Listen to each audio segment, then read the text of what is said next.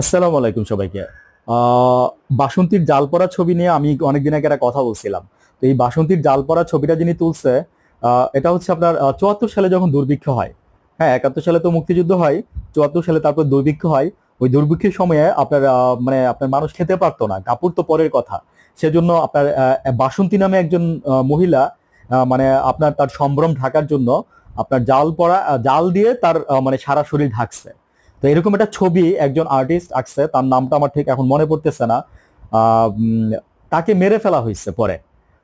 আপনার শান্তিরক্ষী বাহিনী তাকে মেরে ফেলছে, হ্যাঁ, এই ছবিটা তোলার কারণে বা এই ছবিটা করার কারণে। তো এখন আমার কথা হচ্ছে যে স্বাধীনতাটা হওয়াটাই মানে আসলে আমাদের জন্য মানে ভুল ছিল। স্বাধীন হওয়াটাই দেশটা আমাদের জন্য ভুল ছিল, কারণ স্বাধীনতার পক্ষে একটা শক্তি দাঁড়াই গেছে আর স্বাধীনতার বিপক্ষে একটা শক্তি, মানে এই বিশ্লেষণগুলো পক্ষ বিপক্ষটা করছে হচ্ছে আওয়ামী লীগ।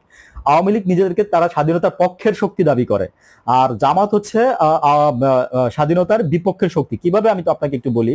আসলে এগুলো আমরা ছোটবেলায় জানতাম না, এখন জানি বলে একটু কথা বলতেছি বা মানে বলা উচিত।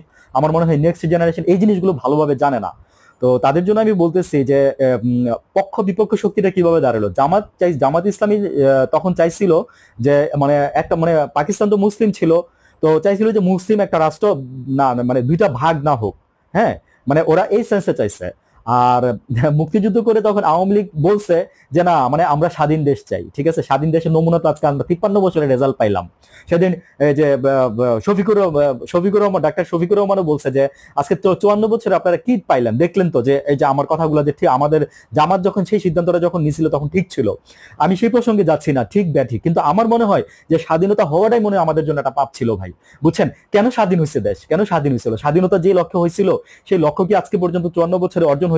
না সেটা সুফল আমরা ভোগ করতে পারছি? দেখেন আজকে বিএনপির সাথে মত মিলে না বাংলাদেশের মানুষের, আওয়ামী লীগের সাথে মত মিলে না, ঠিক আছে, সাধারণ মানুষের, এনসিপির সাথে মত মিলে বা মিলে না, হোয়াটএভার। তারপর এনসিপিও যা করতেছে, হ্যাঁ, ওদের মধ্যে মনে করে যে দুর্নীতি ঢুকে গেছে, তারপরে মনে করে যে ওরা চাঁদাবাজি করতেছে, তারপরে ওরা আবার বলতেছে যে এগুলো এগুলা মানে কি যেন বলে, কোনো কিছু হইলেই ভাই মনে করেন যে ওটা গা সারা দায় সারা অন্যের গাড়ি দিতে পারলে মনে করেন যে সবকিছু শেষ হয়ে যায়, তাই না? আমি এনসিপি কে উদ্দেশ্য করে কথাগুলো বললাম। তো আমার কথা হচ্ছে যে আসলে স্বাধীনতার পক্ষের বিপক্ষে শক্তি কিছুই না।